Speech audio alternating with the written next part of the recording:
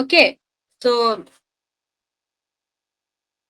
here we will discuss what and all is what.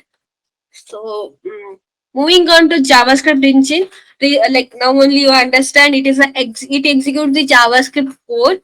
It converts the code into machine code. Example V8 JavaScript engine. So this is also a part of JavaScript runtime. So call stack. Okay. Call stack is a place where the function are executed one by one.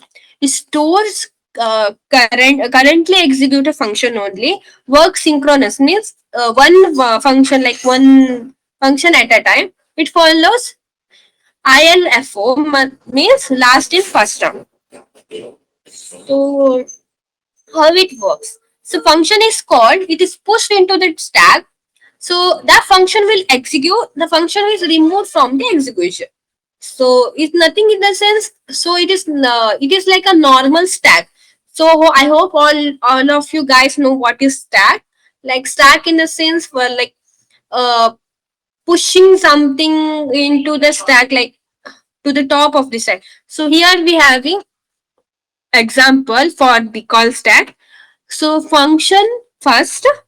So we are having console.log first, then function second. First we are calling, then console.log this one.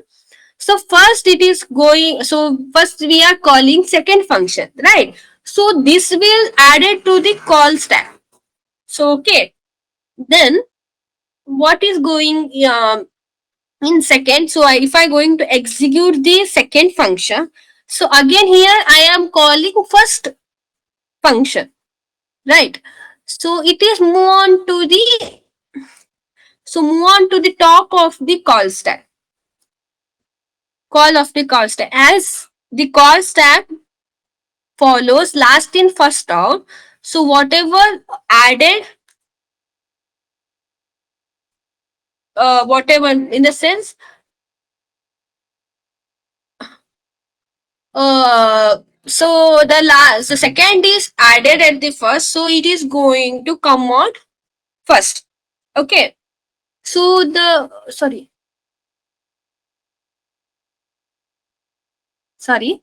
nothing in this last in first round means whatever added in the last, it will first execute, it will first come out.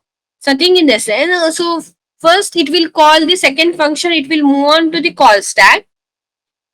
So next in function it call the first function. So it is added onto the top of the call stack. So as it follows last in first out, whatever added at the last will come out first. So it will execute the first function. So inside first, it is consoling log. It is consoling first. So the first will run, and it will console the data like value, and it is like after the first function is executed, it is removed from the call stack. So next the second function, it will come back to the second function.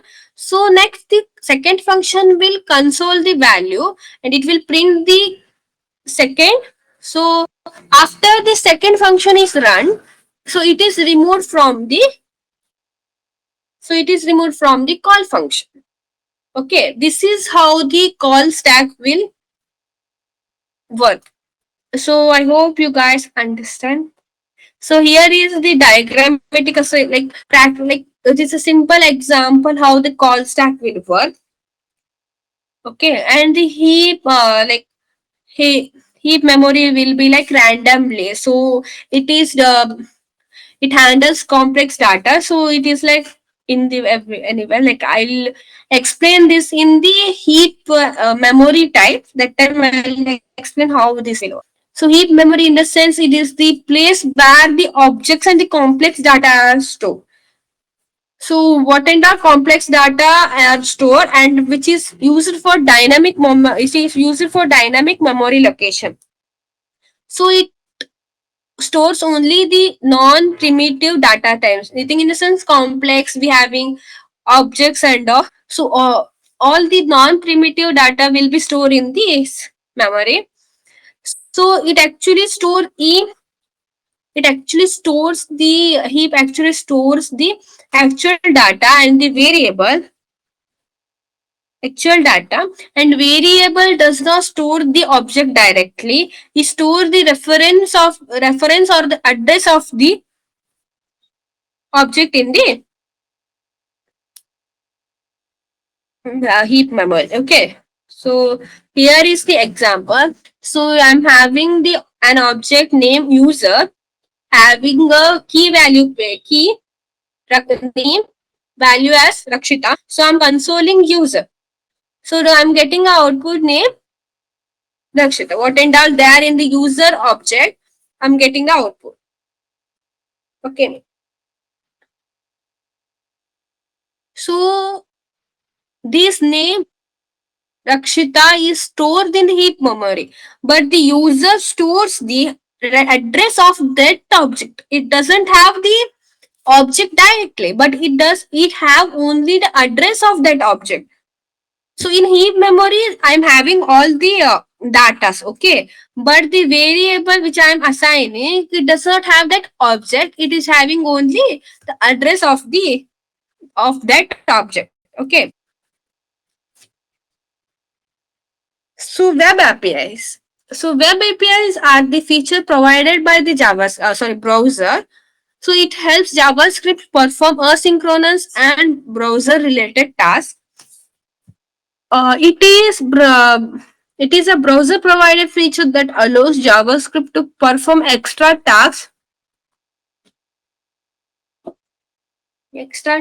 outside the JS engine. So here are some examples of web APIs. So here we are having timer APIs. So it is used for delay and repeated execution. So in timer API, we are having set timeout here and the set interval. Set timeout execute the function. Set timer is a function which executes the function once after a delay. So for example, here is like I am giving console.log run after 2 seconds. So I am given here 2000 milliseconds. So after 2 seconds only, for example, if I am having a function, so inside it, if I am using a set timer, so what and all, so after the function execution only, this delay will print like at a particular seconds. Like here I have mentioned 2000 millisecond. So after 2000 millisecond in the sense 2 seconds. So after 2 seconds, it's gonna uh, print the console the output like run after 2 seconds. So in the case of set interval, so it is nothing but it will execute a function repeatedly at a fixed time interval. So nothing in a sense, it will like repeated execution for a fixed time. So after, so I'm here given here 1 second. Nothing in a sense. Every 1 second, it is a like a loop. Like it is repeating after 1 second. It will print the runs every second. After one more second, again it will print runs every second like that. Okay. So then fetch API nothing for nothing but a network request. So it is to call APIs or to get used to call or get data from the server. So here is the example fetch the server name then dot what then dot fetch API nothing but a fetch function. So DOM API nothing but use it to interact with the HTML elements. Nothing but simple DOM manipulation. So it can do select elements, change text or HTML, modify styles, add or remove elements, handle events like user actions. So what and all like do manipulation what and all that it can manage it. So then we having store of API. So it is used to store the data in the browser, so it can be used later. So there are two types of storage APIs. So one is local storage, one is session storage. Local storage, in the sense, it will store the data permanently until the manual deletion is happen. So here the data will not delete it until the user wants to delete it. In the case of session, it is the data is stored temporarily. So the data will be deleted when the tab or the browser is closed. So this is a session storage. So here is the image.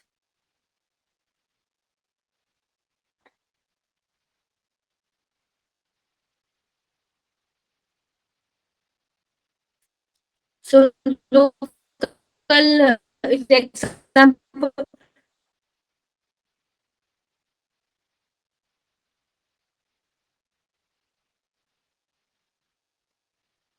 setting a value. So get item, in the sense getting the value, what and all name is having, name having Rakshita. So I'm getting the value of the name. So Rakshita I am getting. So next we having a callback queues. Callback queues is a waiting area where asynchronous callbacks are stored. It holds functions that are ready to be executed but are waiting for the call stack to become empty. Where it comes from, actually, from the web APIs like set timeout, DOM events, fetch. So web APIs send completely callbacks here. Then the event loop moves them to the call stack. So here is the example, like example of timer API also. So here I am consoling start. Okay. So I am setting a time. I am setting a delay of 1 second. That so after a 1 second should execute inside callback queues. So then I am writing console dot end. So first, actually, it will run by, right. So here is the step of flow. First, what we'll do. So the console.log will start, will go back to call stack. Okay. So it will run there. So the call stack will run. Okay. So after, so we will get in console, I will get the start. Okay. So now this is removed from the call stack. Next, the next line, what we have, set timeout. So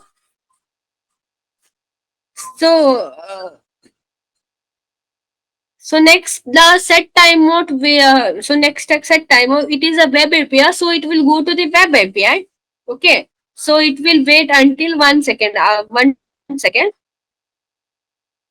So next, we moving on to console.log end. So it will move on to call stack. So it will run. It will run the end. So here we having start and end. After that, from the call stack, it is removed. So now after 1 second, callback move to the callback queues. Okay, that the event loop check the call stack, whether the call stack is empty, so that I can move the callback. So next, the inside the callback, the queues are executed. So it is executed. Callback, in the sense, it is a function that passed as an argument to another function. So it is nothing but it is executing inside a function. So inside a function later. So in the sense, so this is the area where a callback are stored. Nothing but, so if web APIs and all will be there, right? So that will be stored inside the callback queue. So these are ready to be executed until the call stack is empty. So after the call stack is empty, this callback queue will send the callback to the call stack. So I hope you understand. So event loop. Event loop is nothing but a mechanism that coordinates execution of coordinates the execution of synchronous and asynchronous code So synchronous and asynchronous, we will discuss it in the next upcoming topic. So it ensures the callbacks are executed only when the call stack is empty. Okay. So it decide when the async code should enter the call stack. So it is nothing but it checks the call stack whether it is empty, so that can move the callbacks or the asynchronous callbacks to the call stack. So it is the type. So here is the example of how JavaScript runtimes work. So here is the example. So console.log start. So firstly, uh, what will happen? So this is move on to the call stack. So okay, so it will execute immediately and it will print this console the start. So now this is removed from the call stack. So now the call stack is empty. So it is go to set timer. But this is having a delay of 1 second. So it is going to web API as it is a web API. So it is goes to web API. So timer starts for 1 second. Okay, but this will not stop the execution. It will move on to next line. This is nothing but a asynchronous. Okay, asynchronous nothing but this is one line by line. Okay, the one line is not executed. Is like asynchronous will not block the execution. It is move on to next line. So next, so move on to the next line, that is console.log end. So here it will go to the call stack. So it will print the end, and this will be removed from, after printing it, it will be removed from the call stack. So um, after 1 second, this this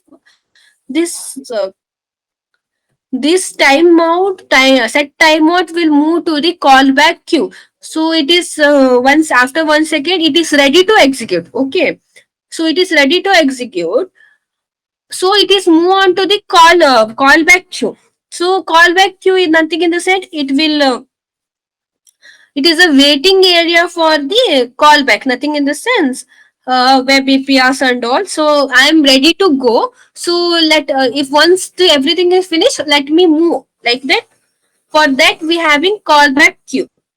So this callback queue, what will do? It will tell, like, ask the event loop whether it is finished. So the event loop, what will it do?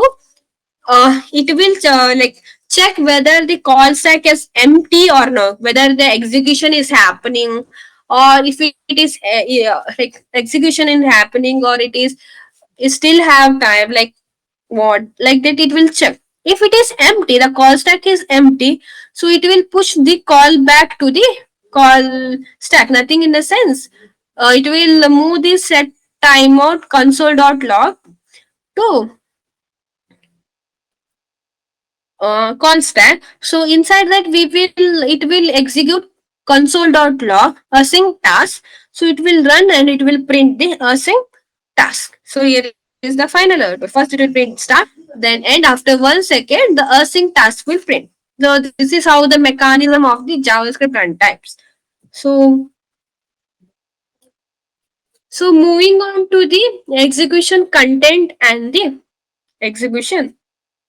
Sorry, call stack. Hello everyone, like